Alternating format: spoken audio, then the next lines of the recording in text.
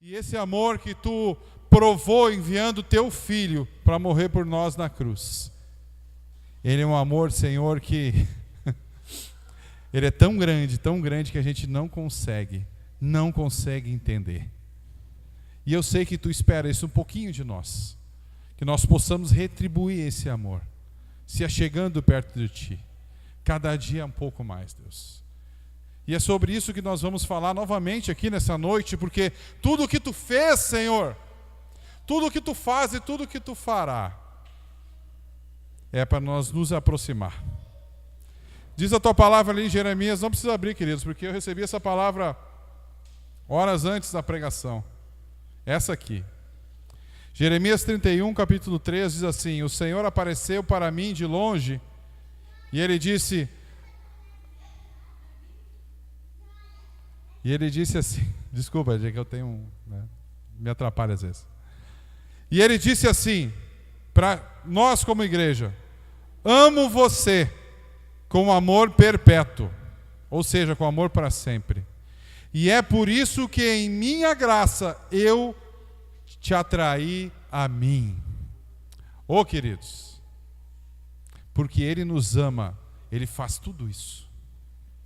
Ele faz cultos, Ele manda a gente na praça, Ele manda a gente nos hospitais, Ele manda a gente bater a nossa porta, porque Ele nos ama, e quem ama vai atrás.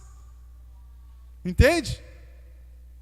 O livro de Apocalipse fala que Ele está sempre à nossa porta batendo. Sempre.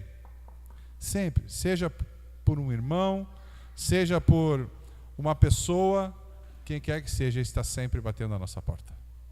Até que a gente abra e Ele entre e venha à nossa mesa. Queridos, quando a Bíblia fala que há uma refeição, quando a Bíblia fala que há um encontro, quando a Bíblia fala disso, é relacionamento. E o Senhor, Ele quer ter isso muito, muito, muito intenso conosco. Como eu estava falando antes, tão intenso, que Ele enviou o seu único filho para morrer por nós. O único filho. Para que a gente possa ser chamado também de filho. Muito interessante, né? O que nos afasta do Senhor. A Bíblia diz que existia entre nós uma separação muito grande. Isaías fala sobre isso. Existia uma separação, e existia mesmo. E às vezes a gente mesmo coloca algumas separações entre nós e Deus. E o único que pode quebrar essa barreira entre nós e Deus é Jesus. É isso mesmo. Porque o salário do pecado, infelizmente, é a morte. E para que isso seja revertido na nossa vida, precisou ter um antídoto. Como que é a picada de cobra, hein? Quando a gente é picado por cobra, qual que é o antídoto disso? Isso é interessante, né? O antídoto da picada de cobra é o próprio veneno da cobra. O interessante é que, como o salário do pecado é a morte diante do Senhor, precisou haver uma morte para que essa barreira saísse. E quando o Senhor olha para nós e vê o sangue de Jesus derramado sobre a nossa vida, Ele vê esse antídoto sobre nós. Então esse pecado que um dia ele chegou diante de nós, e esses pecados que a gente acaba cometendo, engana-se que a gente não comete pecado, puxa. Quando nós nos colocamos diante de Jesus novamente, esse antídoto chega diante de nós, nos lava, nos purifica e nos traz de novo ao Senhor. Amém? Então essa é a importância, e eu repito muitas e muitas vezes, quando for preciso, de que somente o sangue puro de Jesus nos traz isso. E eu quero trazer um pouco mais dessa questão de nós estarmos perto dEle. E eu estava orando, quando eu estava orando aqui, o Senhor me levou a orar sobre um personagem bíblico chamado Davi. Davi, ele escreveu a grande maioria dos salmos. A grande maioria. E ali nos salmos é muito claro a intimidade de um homem com Deus. No livro de Crônicas, no livro de Reis, tem alguns depoimentos de Deus falando aos seus profetas, dizendo que Davi foi um homem segundo o meu coração. Mesmo um homem que foi adúltero, Davi foi adúltero. Davi teve mais de uma mulher. Davi matou muitas pessoas. E eu imagino que Davi também ele deve ter feito algumas coisas com um certo jeitinho, tipo, enganou um amigo. Puxa, mas esse cara aí é um homem segundo o coração de Deus, como é que pode? Ele era um cara que falava com Deus face a face. Ele recebia muito de Deus. Ele rasgava o coração para o Senhor, ele não tinha vergonha. E se Deus ele tocasse na vida dele e orientasse ele a fazer algo, ele faria. Ele fazia na mesma hora. Quando ele entendia, ele parava e fazia. A Bíblia diz que ele buscava ser perfeito diante do Senhor. Ele caiu. Ele errou, mas ele buscava ser perfeito diante do Senhor, sempre. E o que acontece nas nossas vidas muitas vezes, isso que ele não tinha o sangue de Jesus sobre a vida dele, é que nós erramos e nós não voltamos. A gente muitas vezes se introniza com aquilo, com aquele pecado, e eu não sou digno, querido e querida, isso é uma armadilha muito grande para a tua vida. Mas eu quero trazer talvez o salmo mais conhecido de todos. Qual que é? Você sabe? Quando vem o salmo, o que vem na minha cabeça? O Senhor é meu pastor e nada me faltará. É isso? É isso aí? Vamos abrir lá? Salmo 23. Olha que salmo bonito. O Senhor é meu pastor.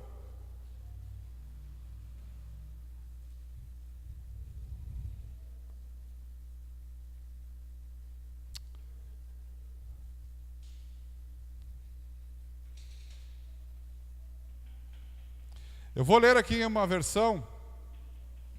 Essa versão é a versão judaica. Ela procurou ser o máximo possível fiel às Escrituras, tá? Então diz assim: o Senhor é meu. O Senhor, quando fala Senhor, é Adonai aqui, tá? Mas eu vou trazer para Senhor.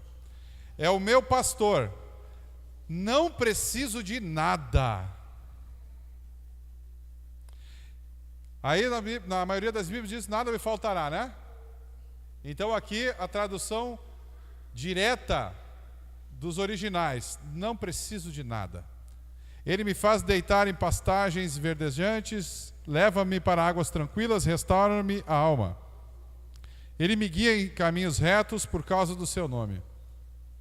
Ainda que eu atravessasse vales de escuridão mortal, não temerei desastre nenhum, pois tu estás comigo, tua vara e cajado me protegem. Preparas uma mesa para mim à vista dos meus inimigos, unges minha cabeça com óleo de um cálice transbordante.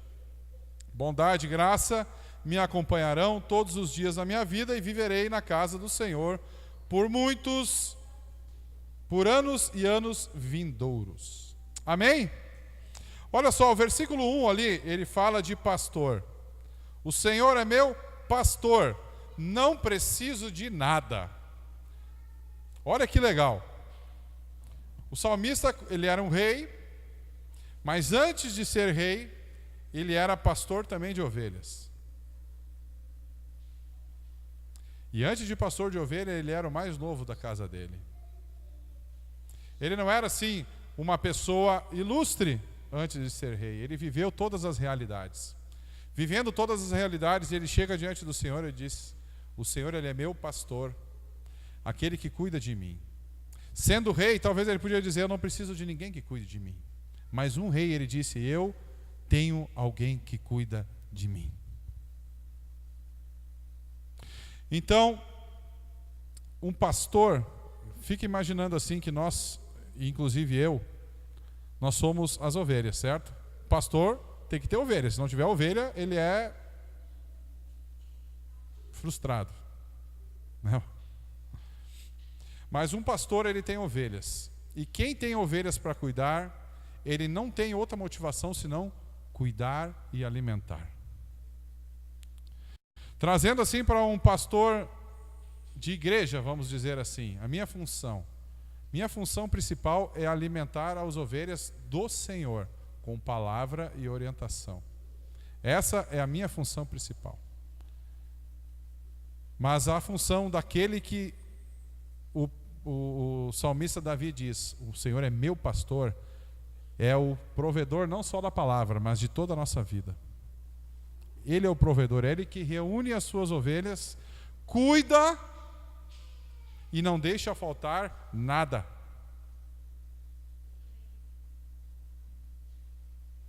Posso perguntar, queridos? Tem te faltado alguma coisa? Não precisa me responder. Porque se tem te faltado alguma coisa, eu te convido a chegar diante do Senhor ainda essa noite e dizer: Deus, está me faltando isso daqui. E deixa Ele responder no teu coração se realmente é importante para a tua vida. Sendo o pastor que Ele é, e aquele que cuida e responsável pela provisão, porque eu nunca vi, na realidade, uma ovelha sustentar pastor. Nunca vi isso. Pastor não deve ser mercenário. Não é aquele que tem as ovelhas para vender as ovelhas ou para se valer das ovelhas.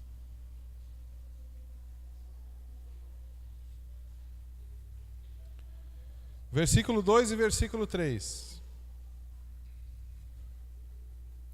Ele me faz deitar em pastagens verdejantes, leva-me para águas tranquilas, restaura minha alma.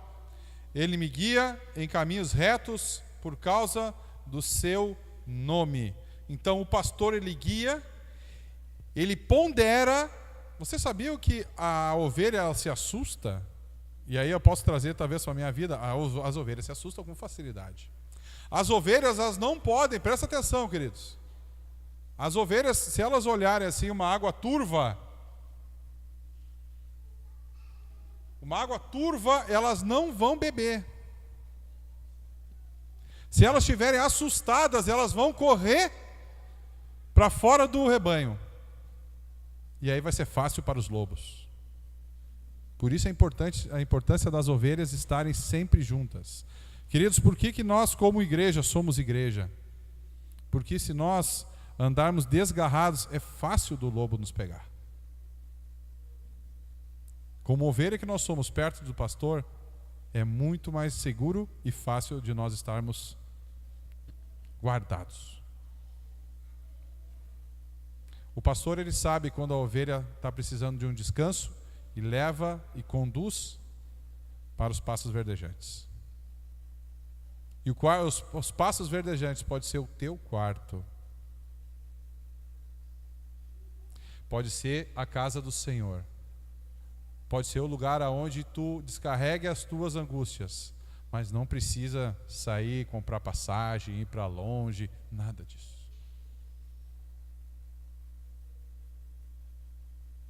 O que eu quero dizer é que os lugares aonde o Senhor está, ali são os pastos verdejantes.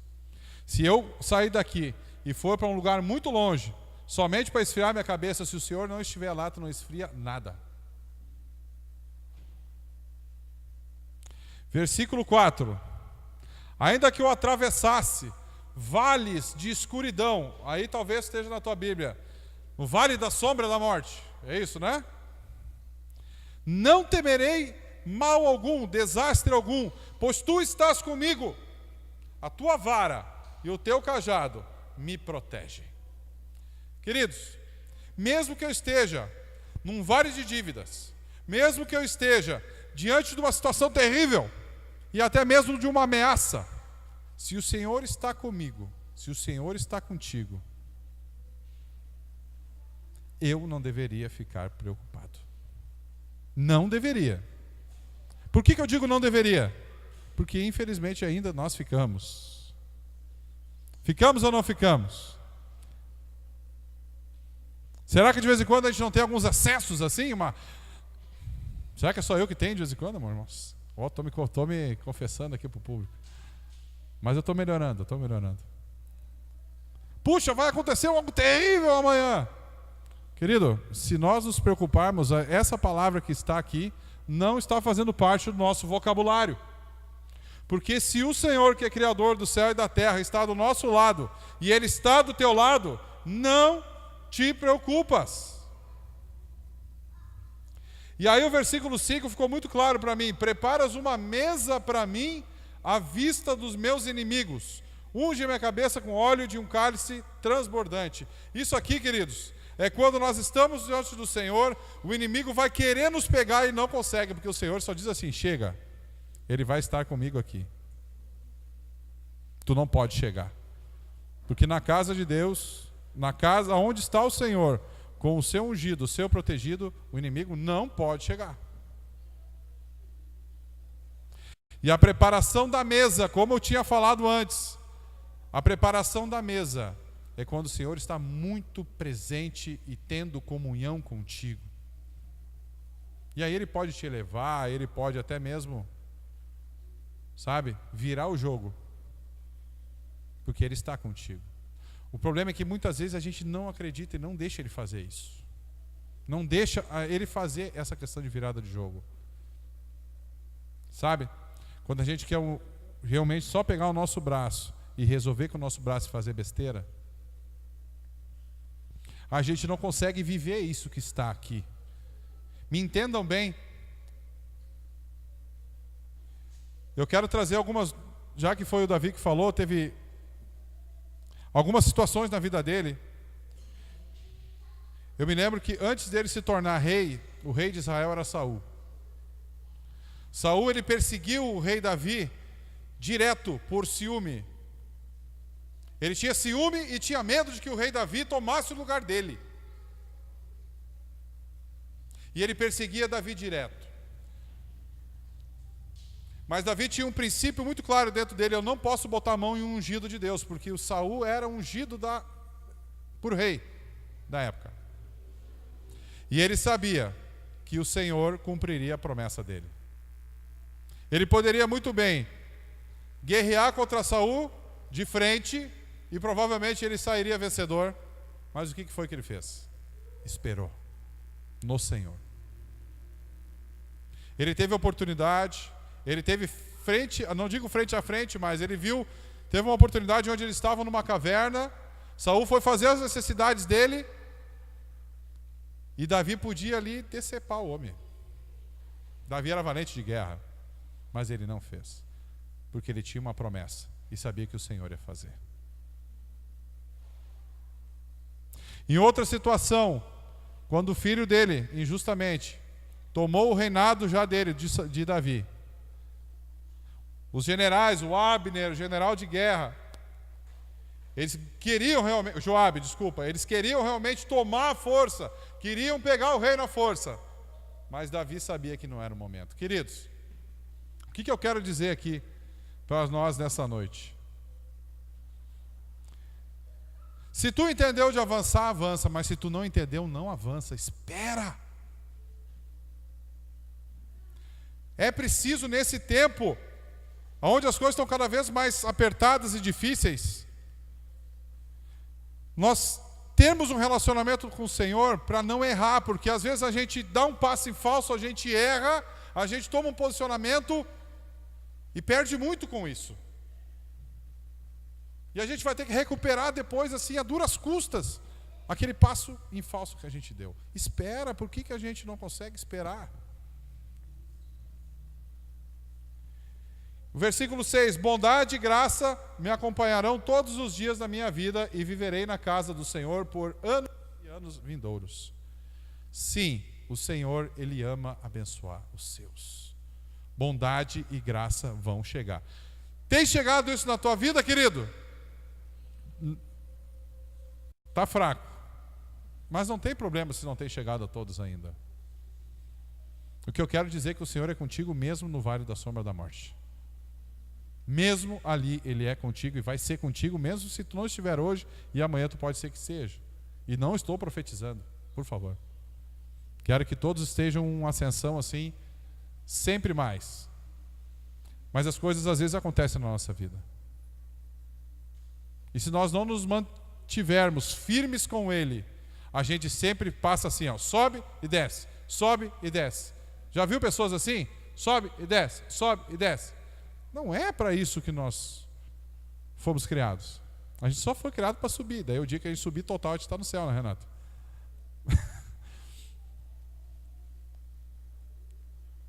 Amém?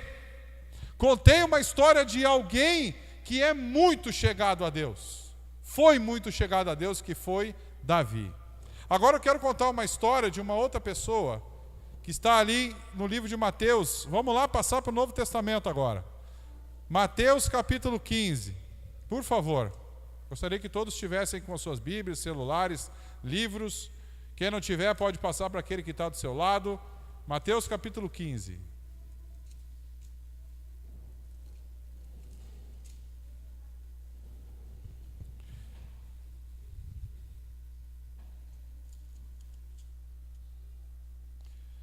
O que eu disse que Davi era uma pessoa que tinha uma extrema proximidade, um relacionamento com Deus, muito forte. O que eu vejo nos dias de hoje é que há pessoas que se contentam com migalhas, sobras da mão de Deus. Entende isso? O Senhor, ele tem uma vida de abundância. Quando a gente fala em abundância, a gente sempre pensa em bem material. Isso aí é uma coisa que, né? Mas a abundância não é só isso. A abundância é realmente essa coisa que te enche, que tira aquele vazio, sabe? Tu está pleno, tu está cheio, não importa o que te aconteça. Essa é a abundância que o Senhor quer chegar na nossa vida. E é assim que Davi se sentia, cheio. E cada vez que ele saía da presença do Senhor, ele queria voltar. Porque ele se sentia mais vazio, então ele queria estar na presença do Senhor todo momento. Então ele disse que habitaria anos e anos e anos e anos e anos na casa do Senhor. Então ele não se contentava com pouca coisa. E de repente nós se achegamos a um caso de uma mulher. Mateus capítulo 15, versículo 21. Jesus, ele estava nas suas andanças, né? Nas suas turnês. E diz assim: Jesus saiu daquele lugar e se retirou para a região de... Aqui está, essa Bíblia está em Tiro e Sidom. Uma mulher de Canaã que morava ali... É Canaã? É isso? De Canaã, que morava ali, veio a ele gritando: Senhor, tenha misericórdia de mim, filho de Davi. Oh, Davi de novo aí, ó. Minha filha é mantida sob poder de demônios e está sofrendo muito. Mas o Senhor Jesus não lhe disse nenhuma palavra. Então os seus discípulos se aproximaram dele e pediram: mande embora essa mulher, porque ela está nos seguindo e os seus gritos são insuportáveis. Olha os discípulos do Senhor. Não deixaram uma mulher se achegar diante do Deus. É brincadeira, né? E ele respondeu: eu fui chamado apenas às ovelhas perdidas da casa de Israel. Então a mulher veio, caiu aos seus pés e disse: Senhor, presta atenção nisso agora, ajude-me. E ele respondeu: não é certo eu tirar o pão dos filhos e jogá-lo aos cães de estimação. Olha só, queridos, o que ele chamou a mulher. Talvez aqui na Bíblia de vocês fala aos cachorrinhos, é isso? Aos cachorros. Tem algumas palavras bem duras assim na Bíblia, sabe? Uma tradução assim bem forte. E eu estudei um pouco mais sobre essa palavra e realmente a Bíblia diz que Jesus, ele se referiu com essa conotação àqueles que não têm uma comunhão com ele. Certo? Aqueles que não estão próximos a ele. Porque o olhar do Senhor, o olhar de Jesus, ele está justamente aqui com os seus filhos. Já ouvi, vocês devem ter ouvido muitos pastores dizendo assim: a igreja, ela é a solução para o Brasil. A igreja é a solução para o bairro, ela é a solução para a cidade, ela é a solução para as nações. Porque sobre os filhos do Senhor repousa o seu olhar. E a nossa oração, queridos, ela abençoa todos. Ela tem esse poder de abençoar a nossa nação. Ela tem esse poder de abençoar a nossa cidade, o nosso bairro, a nossa vizinhança. Aqueles que nos pedem oração, sim, a nossa oração tem esse poder. E nisso o Senhor, Ele fixa o seu olhar sobre nós. E Ele traz essa abundância para nós. E aí quando Ele chegou diante dessa mulher, ela disse: querida, não é o justo eu tirar do pão dos meus filhos e dar para os cachorrinhos. E aí o que ela disse ali? Espantou até o próprio Jesus.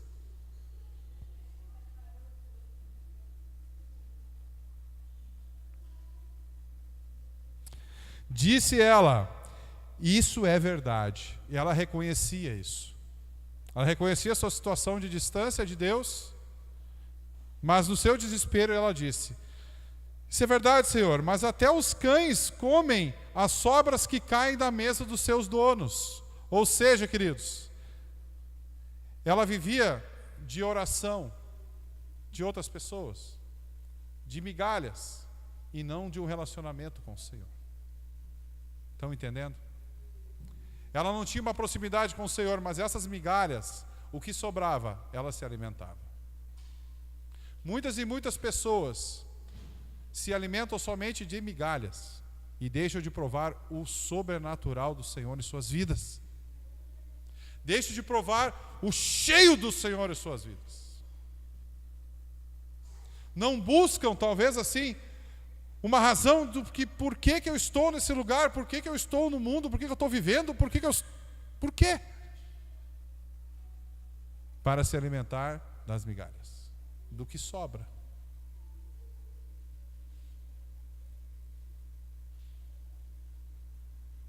No entanto, o Senhor lhe respondeu: a senhora é uma mulher de muita fé, que seu desejo seja atendido. E naquele mesmo instante a sua filha foi curada. Queridos, o favor de Deus alcançou aquela mulher. A questão é, se ela continuou com o Senhor, a Bíblia não diz, ou se ela voltou à sua vida. Eu vejo muitas pessoas recebendo bênçãos, vindo até igrejas, não estou dizendo essa aqui, mas vindo a igrejas, recebendo a sua bênção, recebendo curas, libertações, e saem. Se afastam do Senhor. E de repente continuam vivendo somente de migalhas. Quando o Senhor, Ele tem algo enorme, Ele tem todo Ele para ti. E nessa noite aqui, queridos, o Senhor me levou a trazer essa palavra aqui para a igreja. Não viva de migalhas, queridos. O Senhor, Ele tem um propósito muito claro na vida de cada um. Mas esse propósito só se revela quando a gente está perto dEle. Quando a gente nutre uma vida de oração, uma vida de leitura, uma vida de devocional de sim, vir na casa regularmente do Senhor. Esse propósito só se completa aí. E eu tenho plena certeza que aquilo que a gente começou dizendo, existe um peso, existe uma preocupação, existe uma falta que Davi não tinha, mesmo não tendo nada. Muitas vezes ele passou por muita necessidade física, mas ele disse que nada faltava para ele. Isso lá no Antigo Testamento. Depois, no Novo Testamento, o apóstolo Paulo, mais de 1000 anos depois, ele disse: eu já estive com muito e já estive com pouco. Sei viver com pouco e sei viver com muito. Mas sem Deus ele não vivia. Amém, queridos?